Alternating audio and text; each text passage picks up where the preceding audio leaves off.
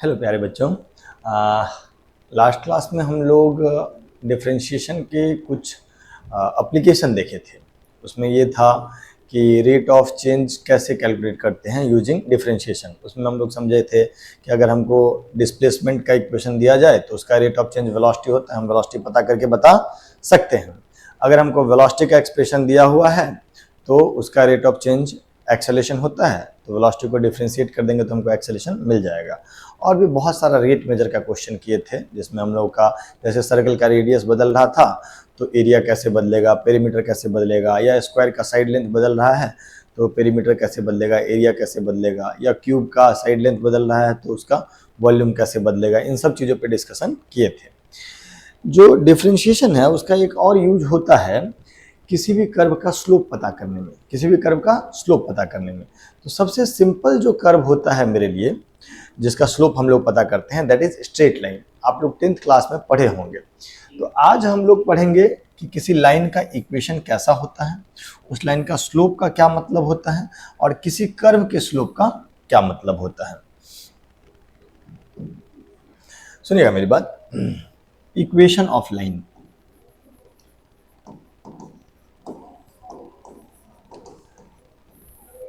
किसी भी लाइन का इक्वेशन हमेशा इस फॉर्मेट में होगा, y equal to m x plus सी।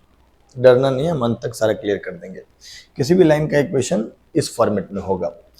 इसमें जो ये m है, इसमें जो ये m है, इस m को हम लोग बोलते हैं स्लोप। इसमें m को क्या बोलते हैं? Slope of line. और c को बोलते हैं हम लोग y इंटरसेप्ट ऑफ लाइन। ठीक, जैसे अगर मैं आपसे कह दूं कि y बराबर 3x प्लस 4, तो इसमें स्लोप कितना है भाई? स्लोप है 3। नहीं, x का जो कोफिशिएंट है, x के पीछे जो लगा हुआ है that is slope. And what is y intercept? y intercept कितना है? y इंटरसेप्ट है इसके आगे में जो ये चीज लिखा हुआ है that is your y intercept. ठीक है, y equal to m x plus c. ठीक है क्या?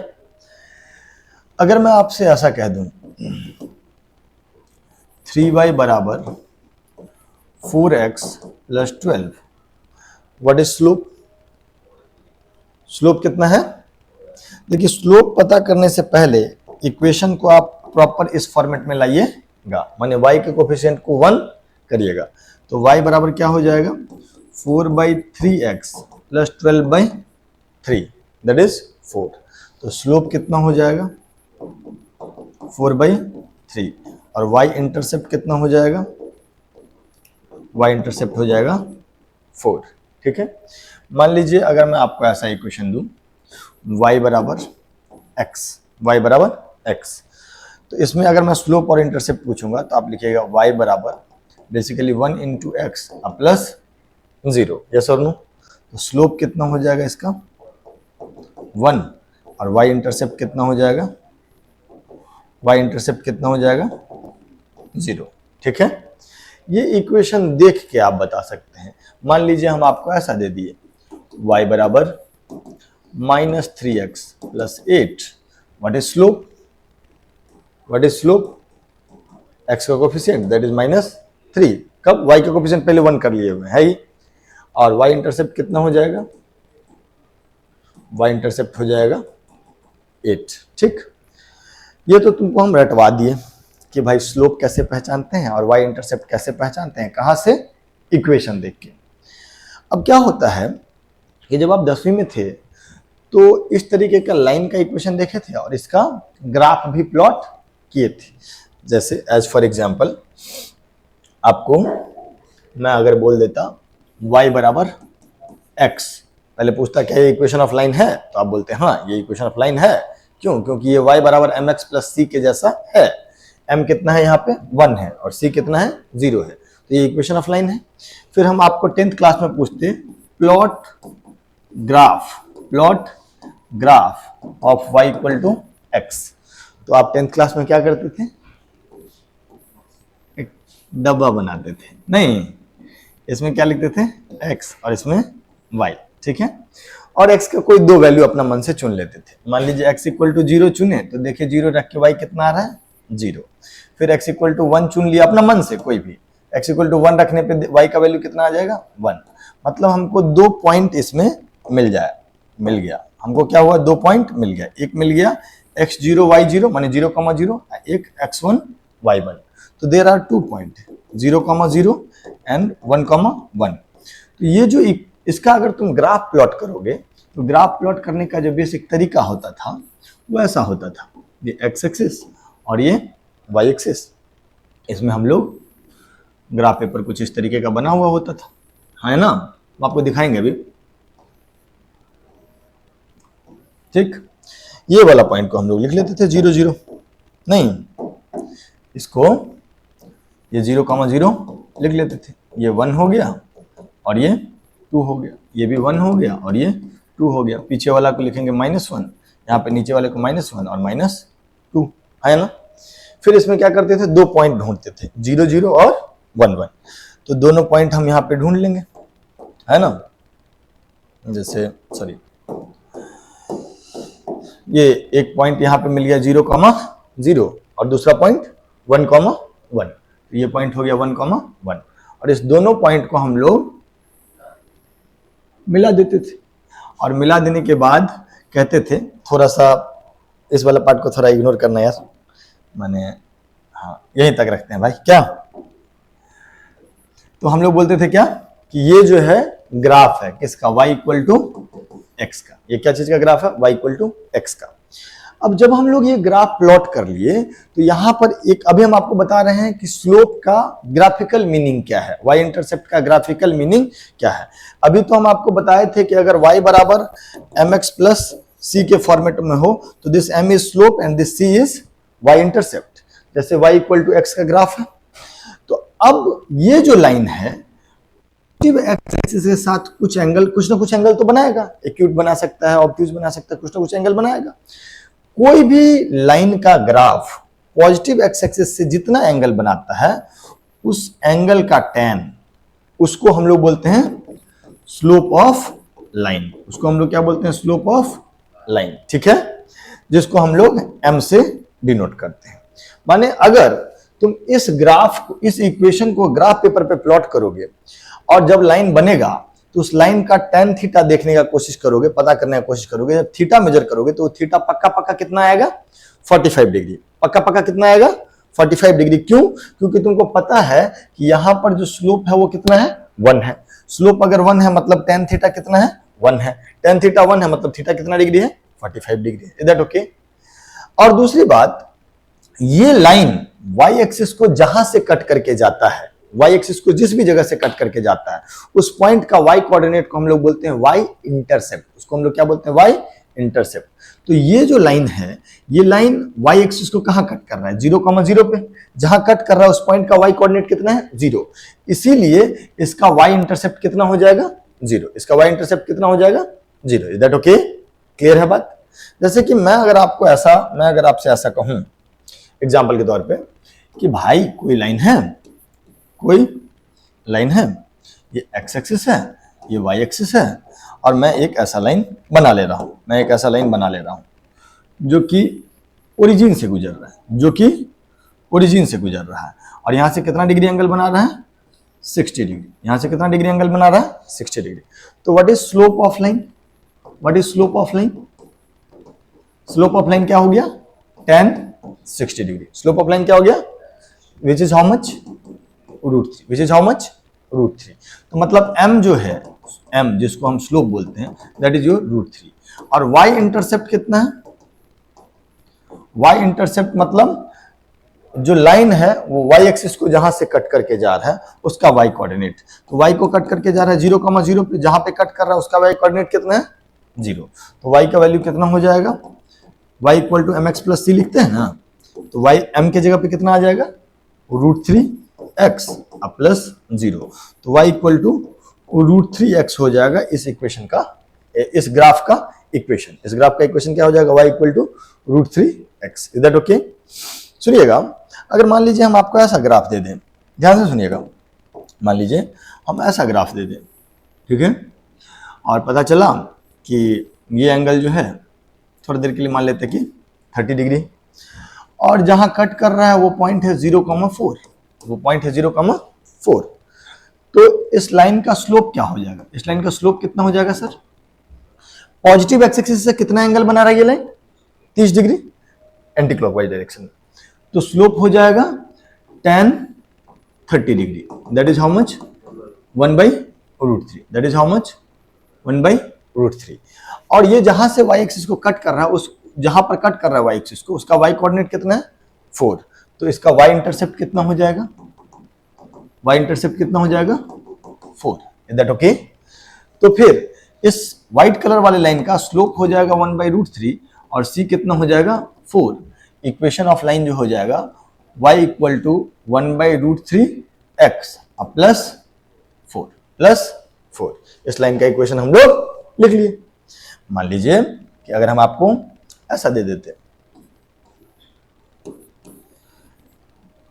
अभी खाली हम लाइन का इक्वेशन पहचानना, लिखना, ये सब चीज आपको बता रहे हैं। जैसे कि मान लीजिए हम आपको ऐसा इक्वेशन दे देते सर, ऐसा ग्राफ है, ऐसा ग्राफ है, ये एंगल मान लेते हैं 37 डिग्री, ये एंगल मान लेते हैं 37 डिग्री, और इस पॉइंट का कोऑर्डिनेट हम आपको बोल देते हैं 0,-6, 0,-6। तो what is slope? What is slope जिसको हम लोग m से दिखाते हैं? कितना हो जाएगा? tan 37 डिग्री, जिसका वैल्यू होता है 3/4। And what is y intercept?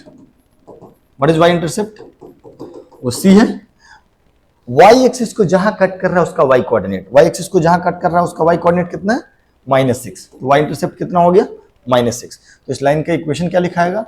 y equal to mx plus c, y equal to mx plus c। तो that is y equal to 3/4x minus 6। Is that okay?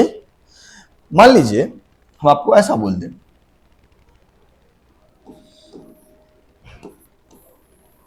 ये x एक्सिस है और ये y axis है, ठीक है? फर्ज कीजिए कि एक लाइन है वो ओरिजिन से गुजर रहा है, एक लाइन है वो ओरिजिन से गुजर रहा है, और आपको पॉजिटिव एक्स एक्सिस से एंगल नहीं मालूम है, आपको किससे एंगल मालूम है? नेगेटिव एक्स एक्सिस से, और ये एंगल है आपका 45 डिग्री, ठीक है? तो फिर आप कहिएगा कि सर स्लोप तो हमेशा कैसे पता करते हैं?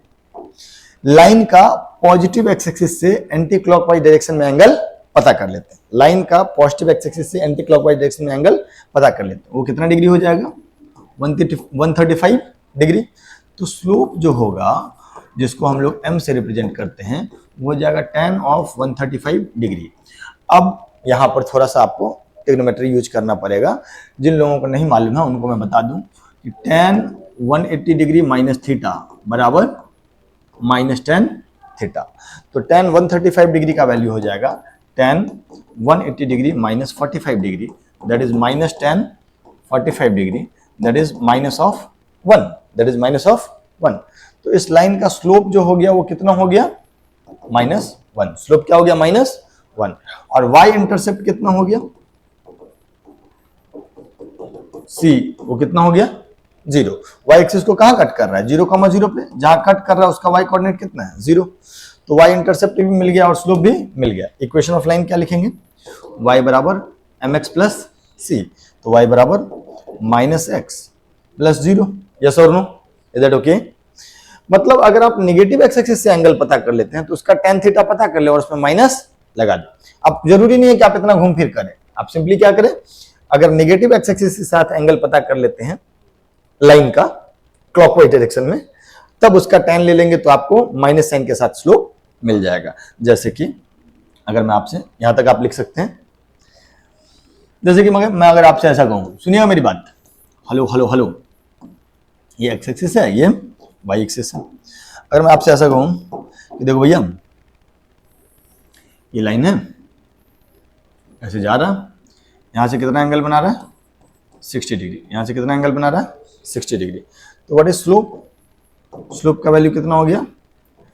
-tan 60। जरूरी नहीं है कि tan 180 माइनस 60 लिखे फिर -tan 60 लिखे, आप लिखिएगा ना, आप इसको लिखिएगा 180 डिग्री माइनस 60 डिग्री नहीं, और स्लोप क्या लिखेगा?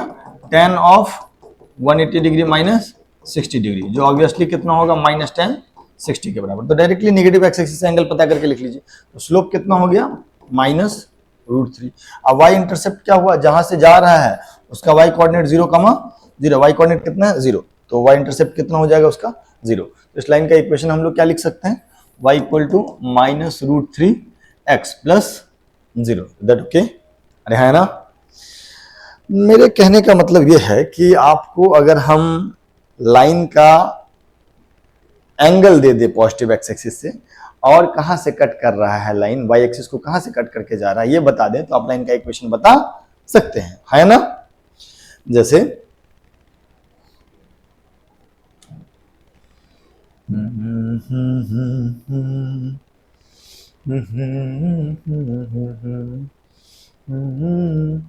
ये जो लाइन है y इक्वल टू एक्स, ये जो लाइन है y इक्वल टू एक्स, इसमें अगर मैं आपसे पूछूंगा कि what will be the value of theta 1, कोई दिक्कत नहीं है, सीधे बोलेंगे कि इसका स्लोप कितना है 1 है। स्लोप कितना है 1 है, तो tan थीटा 1 कितना हो जाएगा, tan थीटा 1 कितना हो जाएगा 1।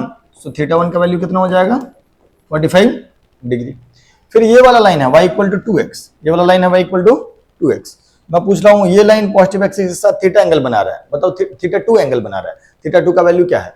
तो हम बोलेंगे कि सर इस लाइन का स्लोप कितना है 2, तो tan ऑफ थीटा 2 बराबर 2, tan ऑफ थीटा 2 इज 2, तो थीटा 2 का वैल्यू कितना हो जाएगा tan इनवर्स 2, थीटा 2 का वैल्यू कितना हो जाएगा tan inverse 2। Is that okay?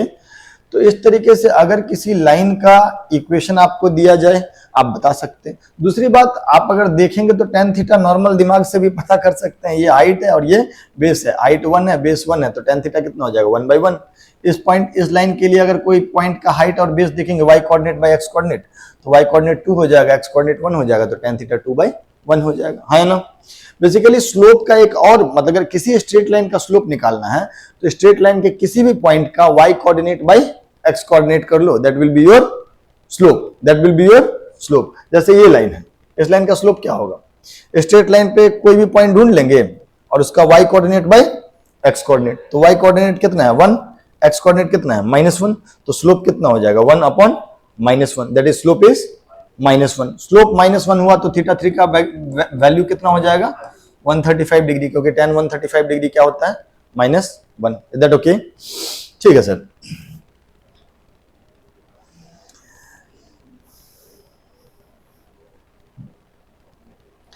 जैसे अगर मैं आपसे ऐसा कहूं कि एग्जाम्पल के तौर पे आपसे कई बार इक्वेशन दिया जाएगा और कई बार इक्वेशन नहीं भी दिया जाएगा।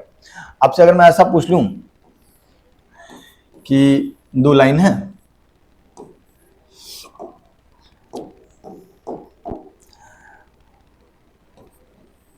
एक लाइन ये है, ठीक, और दूसरा लाइन ये है, दूसरा लाइन ये है ना, लाइन नंबर 1 लाइन नंबर 2। जरा बताओ किसका स्लोप ज्यादा, किसका स्लोप ज्यादा 1 का कि 2 का। स्लोप को बेसिकली हम कैसे समझते हैं tan थीटा से, कैसे समझते हैं tan थीटा से। अगर आप थोड़ा बहुत भी 10th पास किए होंगे, पढ़े होंगे, तो आपको दिख रहा होगा कि tan 0 डिग्री 0 होता है, tan 30 डिग्री 1/√3 होता है, tan 45 डिग्री 1 होता है, tan 60 डिग्री √3 होता है, tan 90 डिग्री नॉट डिफाइंड होता है या इन्फिनिटी होता है।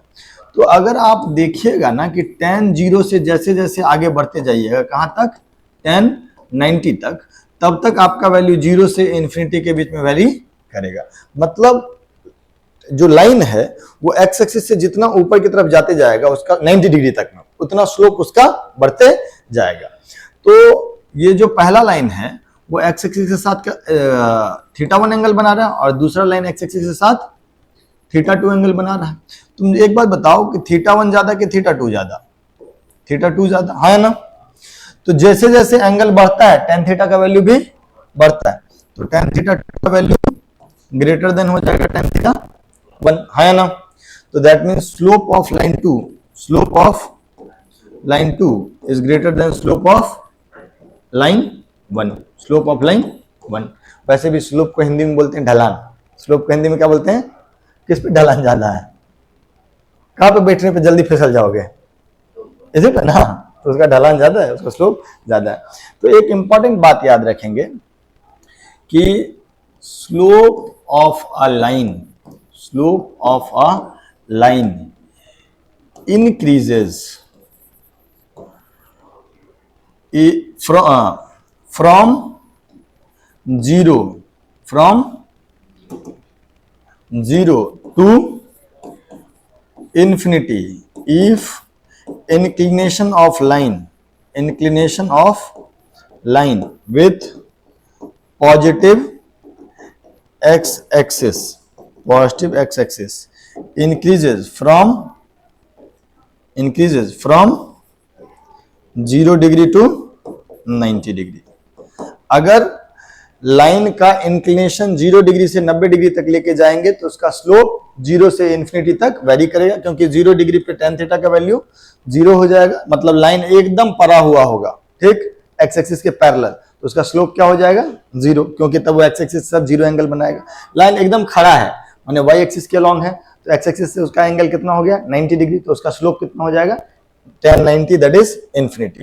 तो अगर हम फर्स्ट क्वाड्रेंट में माने 0 डिग्री से 90 डिग्री तक लाइन को उठाते जाएं तो उसका स्लोप 0 से इन्फिनिटी तक वेरी करेगा। जितना ज्यादा एंगल बना रहा होगा पॉजिटिव एक्स एक्सिस से उतना ज्यादा स्लोप होगा for inclination from 0 to 90 degree. First quadrant से गुजर रहा होगा लाइन और एंगल 0 डिग्री से 90 डिग्री तक ले जा रहे हैं, तो जितना ज्यादा एंगल स्लोप उतना ज्यादा। Is that okay?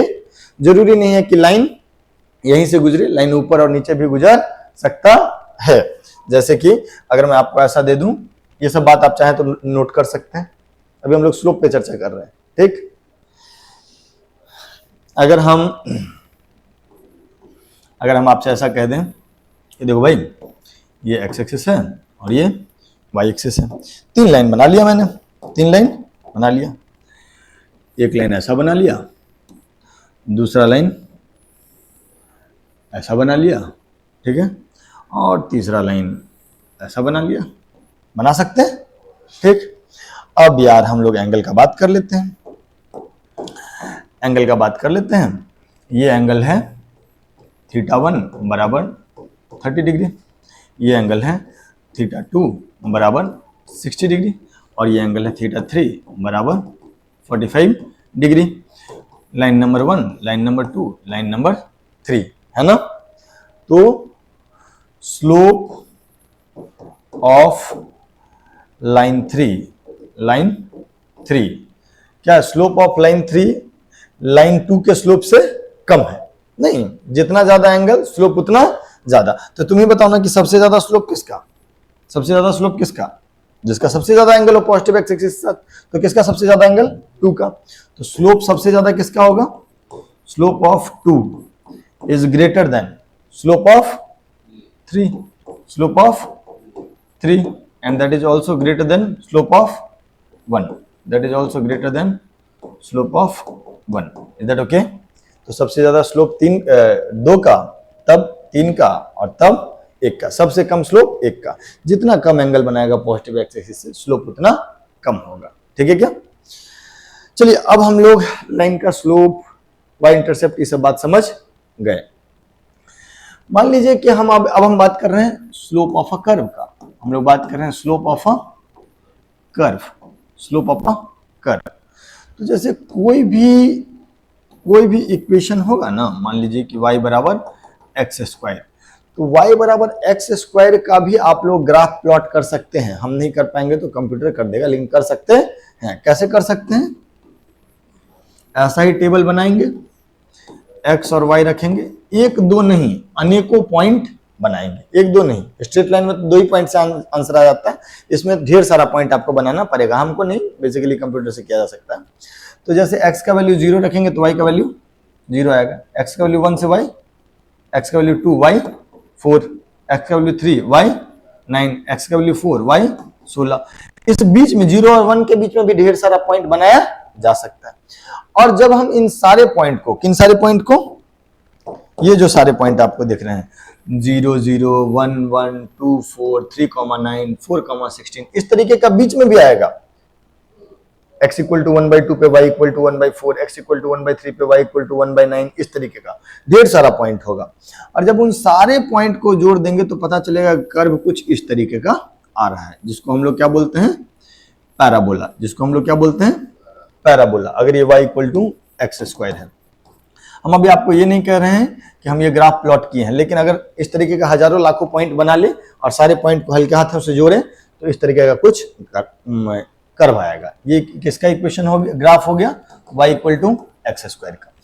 अगर हमको किसी भी इक्वेशन का ग्राफ पता है, ग्राफ मतलब क्या कि x के वेरिएशन से y कैसे कैसे वेरी कर रहा है वो दिख रहा है आपको। जैसे x 0 है तो y भी 0 है, x इक्वल टू 1 रखने पे y का कुछ वैल्यू आ जाएगा, x इक्वल टू 2 रखने पे y का कुछ वैल्यू आ जाएगा, यहाँ पे आएगा ना।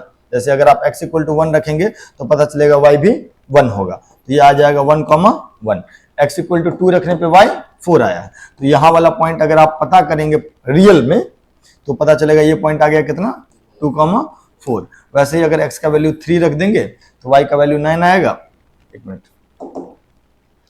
x वैल्यू 3 रखने पे y का वैल्यू 9 आएगा। अगर हम इस तरीके का कोई पॉइंट ले लेंगे तो 3,9 हो जाएगा। ठीक है, तो ये सारे पॉइंट्स का कोऑर्डिनेट बनाया जा सकता है, वो बना लेंगे। अब हमसे पूछा जा रहा है कि इस कर्व का स्लोप क्या होगा। तो यार ये कर्व तो मतलब ऐसे टेढ़ा मेढ़ा है, तो स्लोप ऑफ अ कर्व का क्या मतलब है वो हम समझ रहे हैं। हम लोग अभी क्या समझने जा रहे हैं, स्लोप ऑफ अ कर्व। तो slope of a curve at a point, slope of a curve at a point is slope of tangent at that particular point,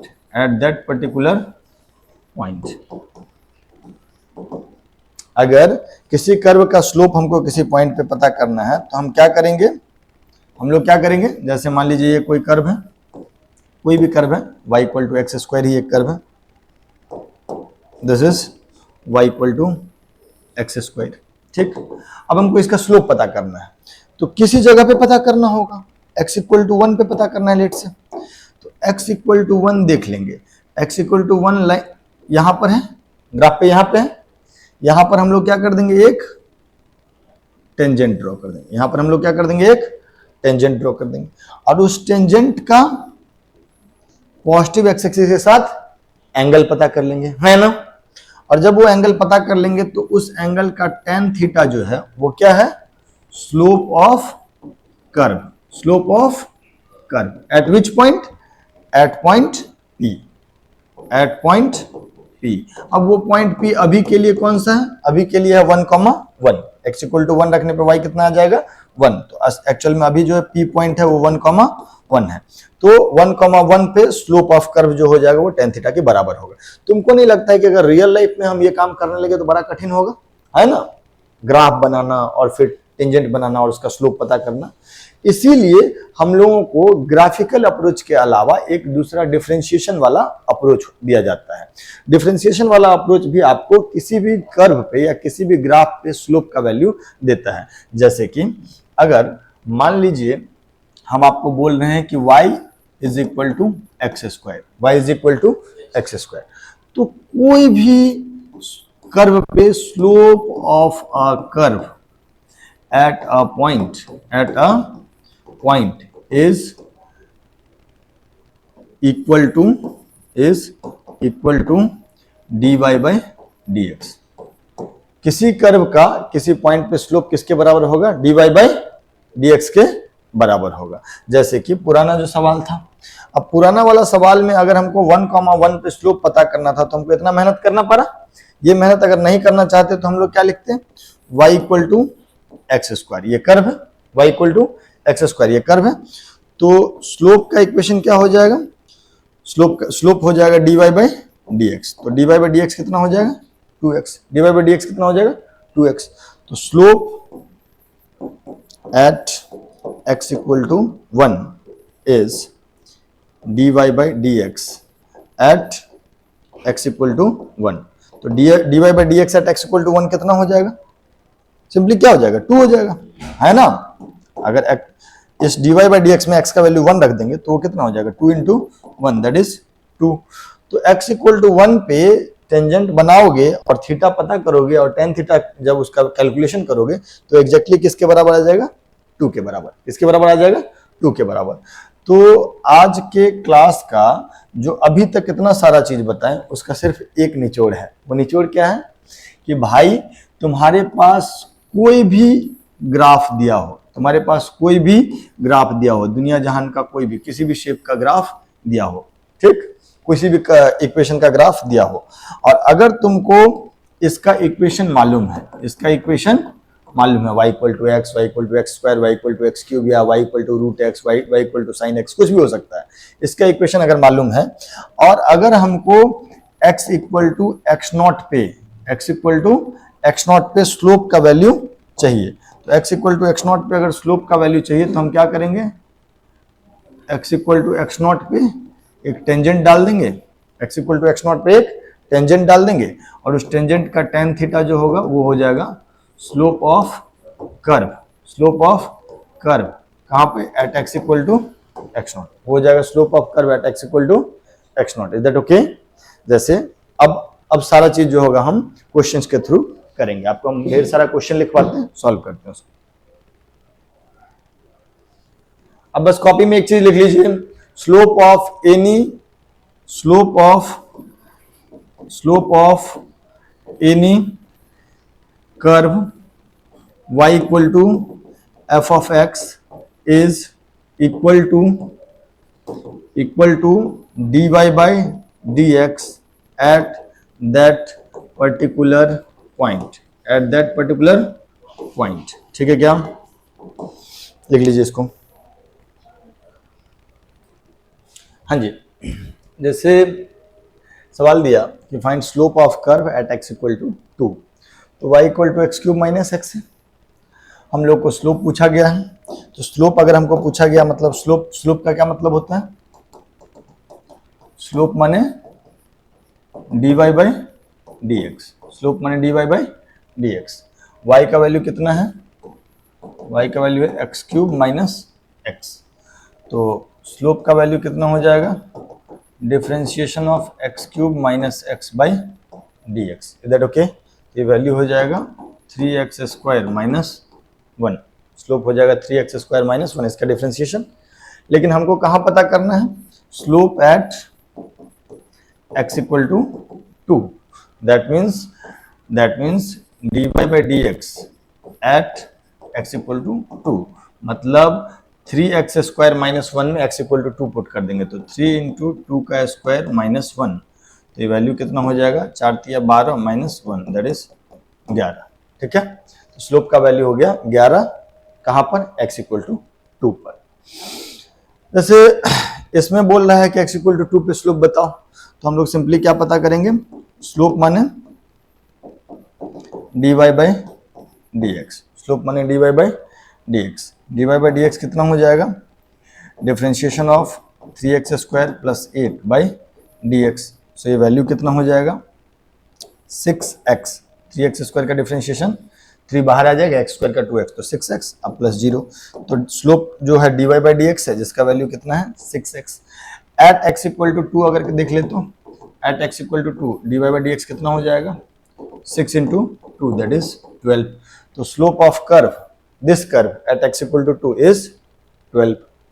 जैसे अगर हम अगला सवाल देखें, एक कर्व है y equal to sine x, एक कर्व है y equal to sine x, और हमको पता करना है y equal to sine x का curve, y equal to sine x का स्लोप, कहाँ कहाँ पे, x equal to pi by 4 पे, x equal to pi by 2 पे, x equal to 3 pi by 4 पे। तो हम सिंपली क्या करेंगे, स्लोप का वैल्यू लिखेंगे क्या, slope is equal to dy by dx, dy by dx कितना, differentiation of sine x by dx, differentiation of sine x by dx क्या है, cos x, तो स्लोप का वैल्यू हो गया cos x के बराबर, स्लोप का वैल्यू क्या हो गया cos x के बराबर।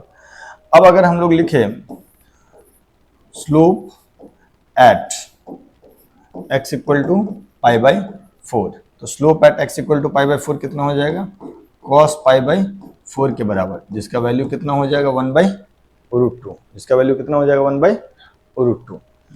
और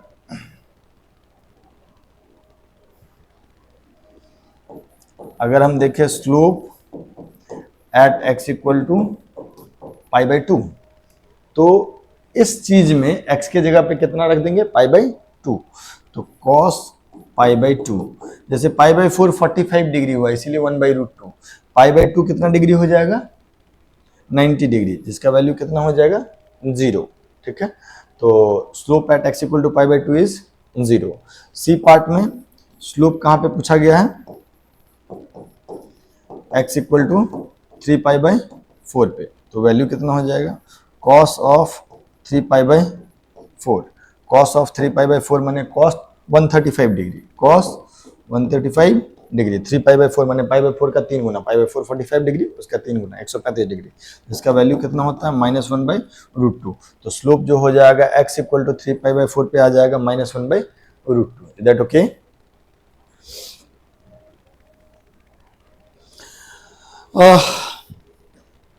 आज के क्लास में हम तुमको सिर्फ ये बताए हैं कि किसी लाइन का स्लोप का क्या मतलब होता है और किसी कर्व के स्लोप का क्या मतलब होता है, किसी लाइन का y इंटरसेप्ट का क्या मतलब होता है, सिर्फ वही चीज़ हम आपको करवाए हैं।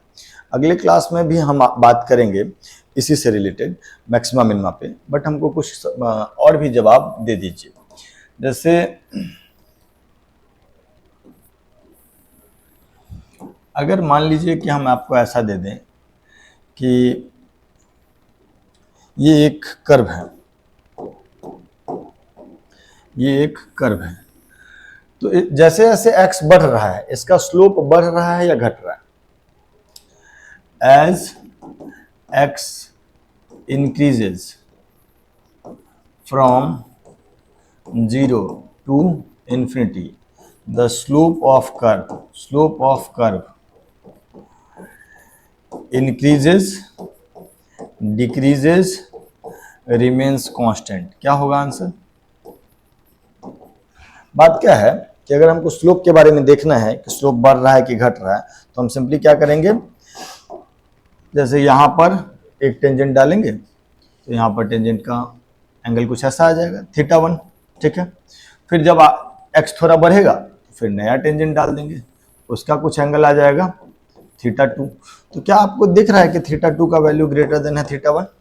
तो जैसे जैसे x बढ़ रहा है वैसे वैसे थीटा का वैल्यू बढ़ते जा रहा है, तो tan थीटा का वैल्यू भी बढ़ते जाएगा 0 से 90 डिग्री में, है ना। तो जैसे जैसे x बढ़ेगा वैसे वैसे थीटा बढ़ेगा, वैसे वैसे tan थीटा बढ़ेगा, तो हम लोग बोलेंगे स्लोप भी बढ़ेगा, slope of curve increases, slope of curve increases. या हम लोग कह सकते हैं कि dy/dx keeps on increasing from 0 to infinity। 0 से इन्फिनिटी अगर हम लोग जा रहे हैं, x का वैल्यू 0 से इन्फिनिटी तक वेरी करा रहे हैं, तो स्लोप भी लगातार बढ़ते जा रहा है। ठीक है क्या? अगला चीज, मान लीजिए हम यही चीज ऐसा बोल दे आपको कि भाई साहब,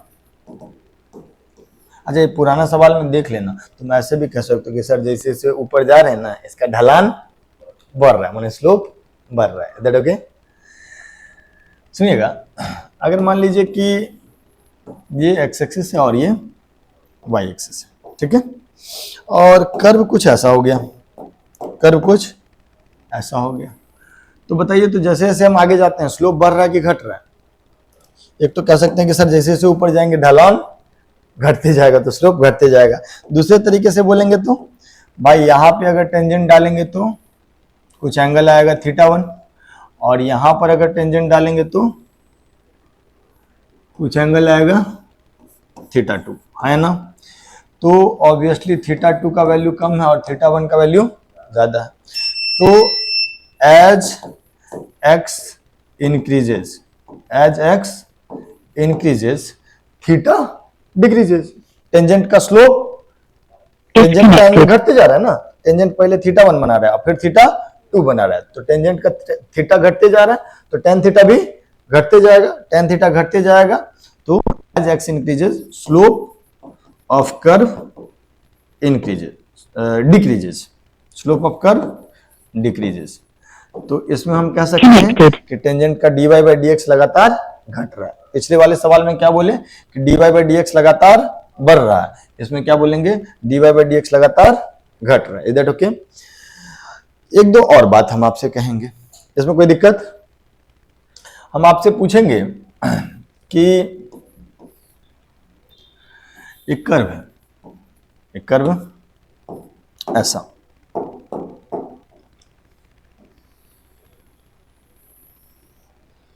एक पॉइंट है 2, एक पॉइंट है 3 और एक पॉइंट है 1।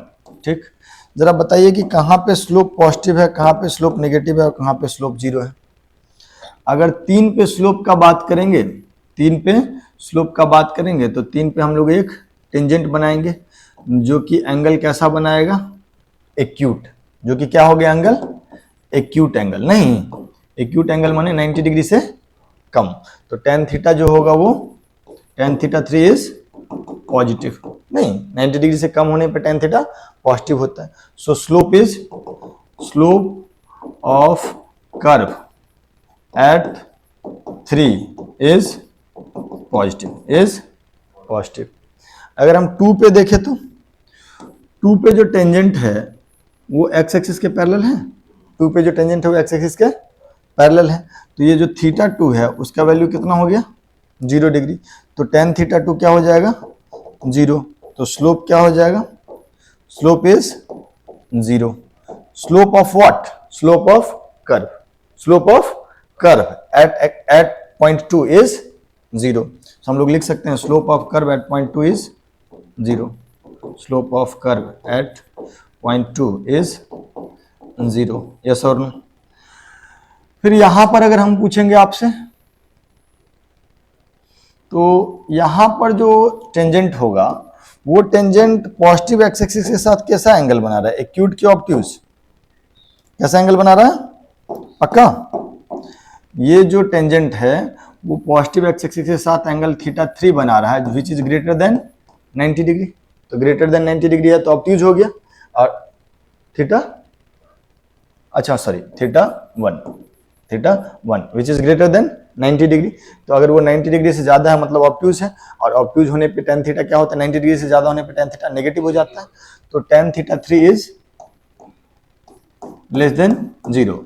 सो slope of curve, slope of curve eight 1 is negative, is negative, is that okay? जैसे अगर हम, इसमें कोई दिक्कत, सवाल वाल कल बहुत सारा सवाल कराएंगे इसमें। जैसे अगर हम इसमें ऐसा कर दें,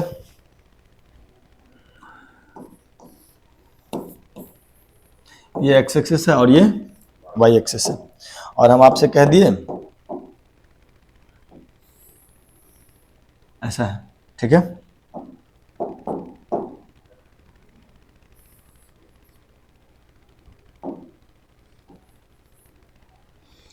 अब जरा हमको बताइए, देयर आर 3 पॉइंट्स, ये हो गया पॉइंट नंबर 1, ये हो गया पॉइंट नंबर 2 और ये हो गया पॉइंट नंबर 3, ठीक है? तो पॉइंट नंबर 1 पे स्लोप कैसा है, पॉजिटिव की नेगेटिव की 0? पॉइंट नंबर 1 पे स्लोप कैसा है, पॉजिटिव। काहे कि जो टेंजेंट है वो एक्यूट एंगल बना रहा है, एक्यूट एंगल बनता है तो tan थीटा पॉजिटिव होता है। पॉइंट नंबर 2 पे जो स्लोप है वो एक्स एक्सिस के पैरेलल है, क्या है ना, तो थीटा कितना डिग्री बना रहा होगा, तो tan, अगर थीटा 0 डिग्री बना रहा होगा तो tan थीटा 0 हो जाएगा, स्लोप 0 हो जाएगा। और पॉइंट नंबर 3 जो है, पॉइंट नंबर 3, इसमें लाइन कैसा बना रहा है एंगल पॉजिटिव एक्स एक्सिस से, ऑब्ट्यूज, है ना? तो देखिएगा, तो थीटा 1 लेस देन 90 डिग्री है, थीटा 2 इक्वल टू 0 डिग्री है, and theta 3 greater than 90 degree है, तो tan थीटा 1 जो होगा पॉजिटिव हो जाएगा, tan थीटा 1 जो होगा वो पॉजिटिव हो जाएगा, tan थीटा 2 जो होगा वो 0 हो जाएगा, और tan थीटा 3 जो होगा वो नेगेटिव हो जाएगा, क्या हो जाएगा, नेगेटिव हो जाएगा, है ना?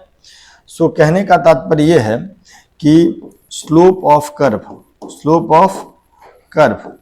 Eight 1 is positive, slope of curve eight 2, slope of curve eight 2 is 0, और slope of curve eight 3 is negative. Is that okay? Clear है बात?